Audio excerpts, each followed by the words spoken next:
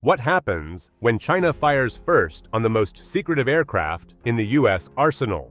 When does deterrence become retaliation? This is not a drill. This was a live incident near Scarborough Shoal, with a missile tearing through the skies at hypersonic speed and a stealth bomber fighting to survive. In the next few minutes, you'll see how Washington moved from shock to response in less than 5 minutes, and why China's prized HQ-19 missile base went dark before dawn. The question is, how did the US pull it off so quickly and with such precision? Before we move on, I will like you to subscribe to the channel and like the video. A $2.1 billion aircraft, designed to slip past the most advanced defenses on Earth, suddenly found itself the target of a missile traveling at more than 10,000 miles per hour. The B-2 Spirit, flying over waters near Scarborough Shoal before sunrise, was not supposed to be targetable at all. Its entire design centered around radar absorption, shaping, and minimal emissions. Against older tracking networks, the stealth bomber often appeared as nothing more than background clutter. China's HQ-19, a hypersonic interceptor adapted to track high-altitude ballistic weapons, had a secondary function designed for stealth hunters. It was engineered with phased array tracking and high-energy seekers capable of bypassing basic radar evasion techniques. In this case, it leapt into the sky at Mach 14 and cut the 50-mile distance in less than 42 seconds. Inside the cockpit of the B-2, alarms shrieked and panels flashed. Pilots instantly knew this was not simulated training, but a live launch. At the same instant, AWACS controllers, orbiting far to the south, confirmed the missile arc. Washington was alerted within seconds, intercept lines already plotted and transmitted across secure channels. The Spirit's defensive packages came alive. A deep library of electronic countermeasures kicked in, feeding the missile conflicting returns and reshaping the aircraft's radar signature. Decoys and jamming pulses scrambled the data stream, guiding the interceptor. Every fraction of a second mattered. At such hypersonic speed, even slight hesitation meant destruction. The crew executed maneuvers as transmission nodes worked to bend and twist the tracking cone, dancing across their position. Then, in what amounted to fewer than 5 heartbeats, the missile lost its lock. It detonated harmlessly above open water, dispersing fragments across the dark sky, but leaving the aircraft untouched. The missile's failure did not end the crisis. What mattered most was that it had been fired. This was not warning fire into empty airspace. It was a direct engagement on a US platform conducting flight operations beyond territorial boundaries. In formal language, it translated to an unprovoked act of aggression. Commanders recognized instantly that the line between tension and combat had shifted. Rules of engagement dictated response not only to defend, but to secure deterrence credibility. China had gambled on a sudden strike against an aircraft thought unreachable. That gamble collapsed in seconds, but it carried consequences. Pilots of the B-2 maintained their course, but reported details in precise logs.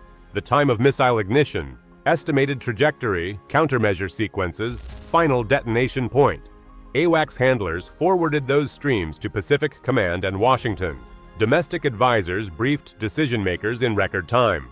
Analysis painted one conclusion: this was not an accident or misfire. It was aimed at destroying the United States' most protected bomber. Policymakers had been cautious in the region for weeks, steering between shows of force and restrained patrols. Now restraint looked like weakness. Defense planners outlined immediate options. A passive protest through diplomatic channels risked inviting further shots. On the other hand, an overwhelming military escalation risked igniting open war. Yet Washington could not stand idle after such an attack. Command authority granted approval for limited, precise, and immediate retaliation. The mission would need to erase China's ability to repeat the strike, but avoid igniting uncontrolled conflict. So how could the United States launch a counterattack within minutes, hitting the exact site responsible, while keeping the strike narrow enough to prevent an all-out war? China's missile battery fired first, but before the sun rose, its billion-dollar installation was no longer standing. The strike that Beijing launched in the dark carried a message, but the answer came back faster than anyone expected. It was called Operation Iron Dagger, and it unfolded in less than 5 minutes from authorization to execution. The entire goal was clear: remove the HQ-19 site that had threatened the B-2 and do it without dragging the region into all-out war. That meant precision, that meant deception, and it meant unleashing America's most secretive aircraft in a role it was built for. The plan used 3 vectors to pull every Chinese radar screen in different directions at once. From the east, MLJ drones posed as lumbering B-52 bombers, transmitting signatures designed to mimic heavy aircraft pushing toward the coastline. To the south, carrier-borne F-35Cs advanced with radar cross-sections flashing just enough to suggest a probing strike. And then, unseen, 2 Spirits, known as Nightfall 1 and Nightfall 2, cut a tight corridor from the southwest. The deception had one purpose: blind the operators long enough for the stealth pair to reach striking distance. Electronic warfare platforms filled the night with noise. EA-18G growlers swept frequencies, saturating bands with pulses that jammed guidance arrays and scrambled search radars. Decoys bounced false returns across multiple altitudes, confusing scope operators into believing bombers were advancing en masse from multiple axes. To an inexperienced eye, it looked like 30 aircraft converging. In reality, only 2 were angling toward the target. Those 2 carried 32 GBU-31V-3B Joint Direct Attack munitions, each a hardened bomb with computer guidance meant for bunker penetration. One aircraft carried 16, the other carried 16 more, enough to dismantle every piece of infrastructure at that base. At 21,000 feet, the Spirits were still invisible, their radar cross-section no larger than a bird flock at long range. Chinese operators strained to match tracks, but false signatures overwhelmed their scope. They directed surface defenses southward and eastward, launching radars against phantoms that did not exist. The real threat quietly crossed the coastline from the southwest, narrowing toward one fixed set of coordinates, housing the HQ-19 battery. At just over 31,000 feet, clearance snapped through the comms. Nightfall 1 released its payload in precise intervals, targeted against the radar dome and adjacent launcher positions. Seconds later, Nightfall 2 followed, aiming for the command core and the hardened storage shelters. The bombs fell in sequence, slamming through reinforced concrete and detonating in thunderous bursts that rolled across the coastline. In 15 seconds, the airfield turned into smoke, flame, and collapsing steel.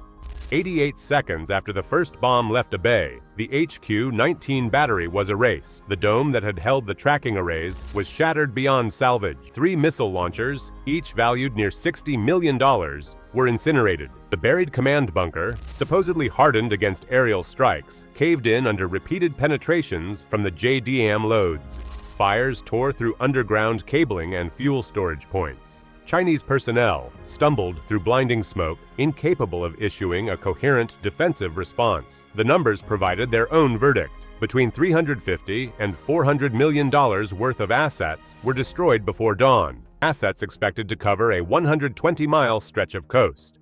With those gone, that entire zone fell into blackout, a blind corridor across which U.S. and Allied aircraft could operate without interference. For Beijing, the cost was not measured only in money, but in credibility. The Scarborough Shoal strike revealed something rare. China's most modern missile shield crumbled in less than 2 minutes, once confronted by stealth aircraft, electronic deception, and precision munitions working together.